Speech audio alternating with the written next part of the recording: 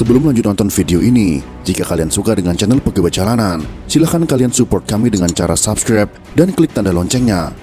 Silahkan gunakan headset Anda untuk mendapatkan kualitas suara yang jernih.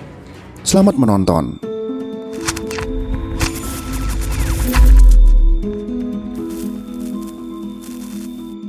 Pertanyaannya? Tunggu. Ada jawabannya. Saya belum nanya, Bapak udah siap jawab. Bapak, kenapa Pak? Kenapa? Sebagian masyarakat mulai menghubungkan Pilpres 2024 dengan ramalan Jayabaya. Ramalan Jayabaya dianggap sangat akurat oleh sebagian orang, terutama setelah beberapa ramalannya dikatakan benar-benar terjadi. Kepercayaan masyarakat terutama Jawa tentang munculnya Satrio Piningit memang masih cukup kuat. Ramalan Jayabaya tentang munculnya Satrio Piningit yang akan memimpin negara Indonesia membuat masyarakat mulai mencari calon yang sesuai dengan kriteria Noto Negoro.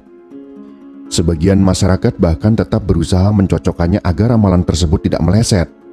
Walaupun pada kenyataannya, ramalan jangka Jayabaya tidak lagi sepenuhnya ditulis Prabu Jayabaya.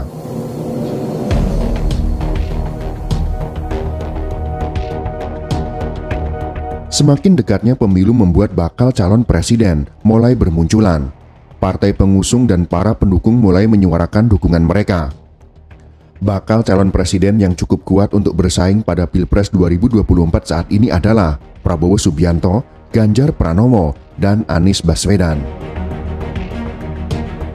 Setiap bakal calon presiden tersebut telah menunjukkan kemampuan mereka dalam memimpin dan kemampuan dalam mewujudkan harapan masyarakat. Setiap partai politik pengusung secara perlahan mulai meluncurkan strategi untuk mendapatkan dukungan dari masyarakat. Masyarakat juga mulai melihat sepak terjang bakal calon presiden tersebut untuk menentukan arah dukungan mereka. Di dunia digital saat ini, masyarakat akan lebih mudah dalam mendapatkan informasi, sehingga mereka dapat menilai setiap bakal calon presiden melalui informasi yang tersebar di internet. Elektabilitas ketiga bakal calon presiden tersebut bahkan telah dilakukan oleh beberapa lembaga survei.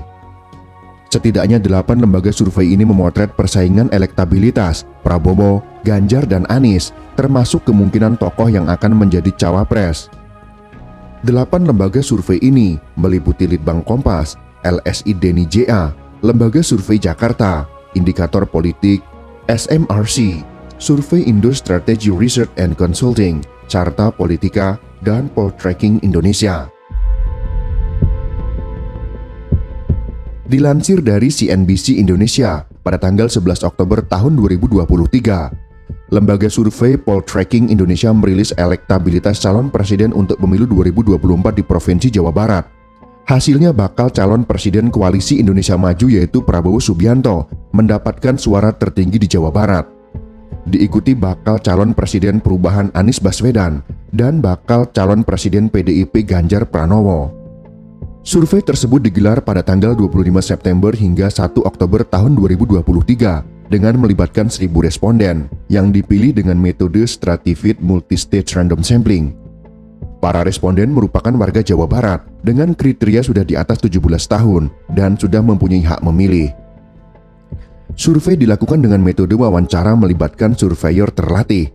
Adapun margin of error survei adalah 3,1% dengan tingkat kepercayaan 95%. Berikut ini adalah hasil survei Poltreking Indonesia terkait elektabilitas capres di Jawa Barat.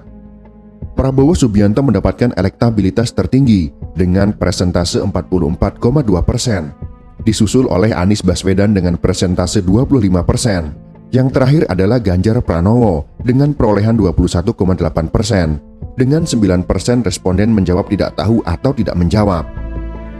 Hasil survei ini menempatkan Prabowo Subianto di atas kedua bakal calon presiden lainnya, yaitu Ganjar Pranowo dan Anies Baswedan.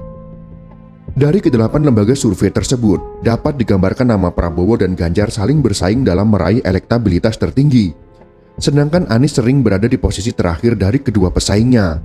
Meskipun demikian, survei tersebut bukanlah penilaian mutlak, masih banyak waktu untuk mengubah penilaian masyarakat. Selain itu, bakal calon wakil presiden juga dapat mempengaruhi perubahan hasil survei tersebut. Untuk menentukan kepada siapa kita memberikan suara, Alangkah baiknya jika kita melihat dulu visi dan misi mereka jika terpilih menjadi presiden. Gagasan tentang masa depan negara ini juga perlu kita pertimbangkan. Kekuatan karakter dalam kepemimpinan tanpa disetir oleh kelompok atau tokoh lain mungkin juga akan menjadi pertimbangan menarik dalam menentukan pilihan kita pada tahun 2024. Untuk sedikit mengenal ketiga bakal calon presiden 2024, berikut ini kami sajikan biografi dari ketiga capres tersebut dengan elektabilitas tertinggi saat ini. Prabowo Subianto.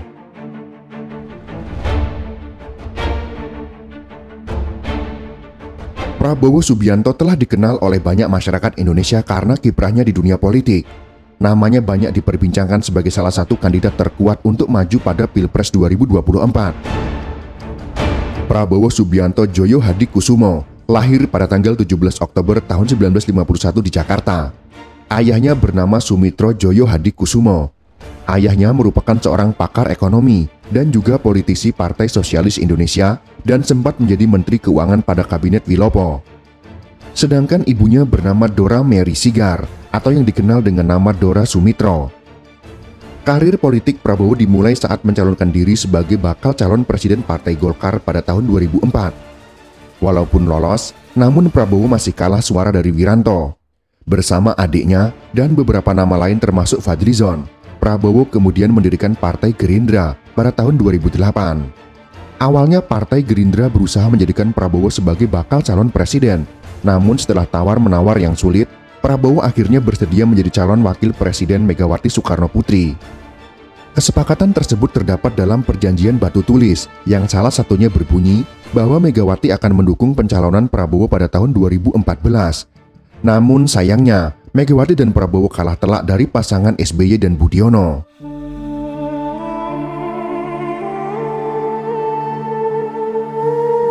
Prabowo kemudian menjadi calon presiden pada tahun 2014. Beberapa lembaga survei bahkan mencatat elektabilitas yang dimiliki oleh Prabowo adalah yang tertinggi. Prabowo kemudian menggandeng Hatta Rajasa sebagai calon wakil presidennya. Namun sayangnya, langkah Prabowo untuk menjadi presiden harus terhenti karena kalah suara dari pasangan Jokowi dan Yusuf Kala. Prabowo kemudian memilih menjadi oposisi dari pemerintah. Pada pemilihan presiden tahun 2019, Prabowo kembali maju dengan menggandeng Sandiaga Uno sebagai calon wakil presidennya. Namun lagi-lagi kemenangan tidak berpihak kepada Prabowo. Ia kalah suara dari Jokowi dan Ma'ruf Amin. Berbeda dari sebelumnya, jika sebelumnya Prabowo menjadi oposisi, pada tahun 2019, Prabowo bergabung dengan Kabinet Indonesia Maju sebagai Menteri Pertahanan.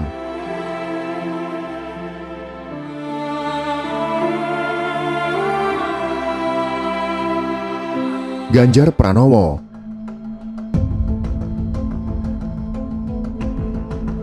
Masyarakat pasti telah mengenal siapa Ganjar Pranowo. Ganjar Pranowo adalah mantan Gubernur Jawa Tengah. Bahkan Ganjar telah menjabat selama 2 periode. Ganjar juga dikatakan sebagai gubernur yang disayang oleh masyarakat. Ganjar Pranowo lahir pada tanggal 28 Oktober tahun 1968 di Desa Lereng Gunung Lawu, Karanganyar, Jawa Tengah. Ganjar Pranowo memiliki nama asli Ganjar Sungkowo.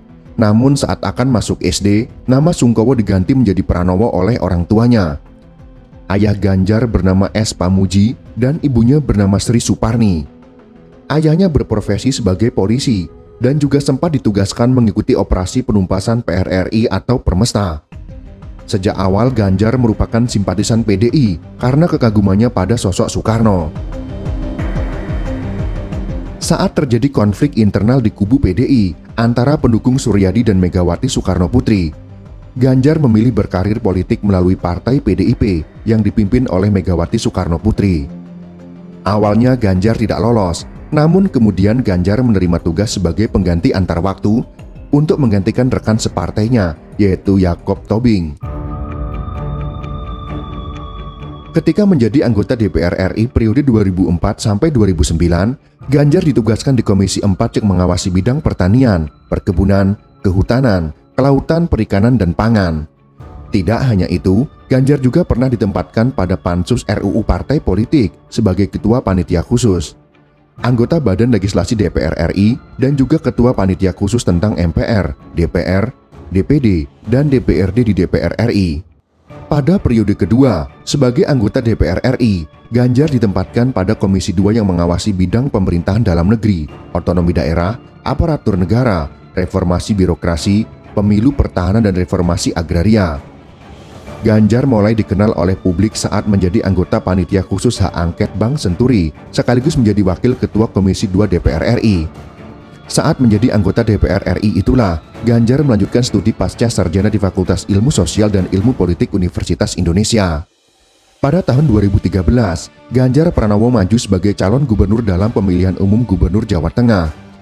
Ganjar menggandeng Heru Sudjatmiko yang diusung oleh Partai Demokrasi Indonesia Perjuangan atau PDIP. Ganjar dan Heru dikenal dengan jargon "boten korupsi boten ngapusi", yang artinya tidak korupsi tidak membohongi. Ganjar dan Heru kemudian memperoleh suara terbanyak dan memenangkan pemilu. Pada periode kedua, Ganjar menggandeng Taj Yassin Maimun, memenangkan pemilu dan menjadi gubernur untuk kedua kalinya. Yang menjadi sorotan ketika Ganjar menjadi gubernur adalah inspeksi mendadak di Jembatan Timbang, aktif di media sosial terutama Twitter, kasus sengketa semen Indonesia, pembentukan desa tangguh bencana, perencanaan pembangunan rumah sakit modern yang bertaraf internasional, dan pencapaian lainnya. Anies Rashid Baswedan.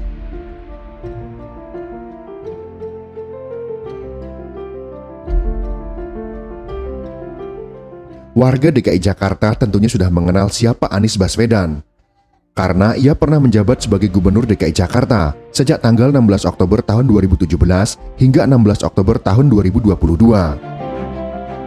Anies Baswedan lahir pada tanggal 7 Mei tahun 1969 di Kuningan, Jawa Barat.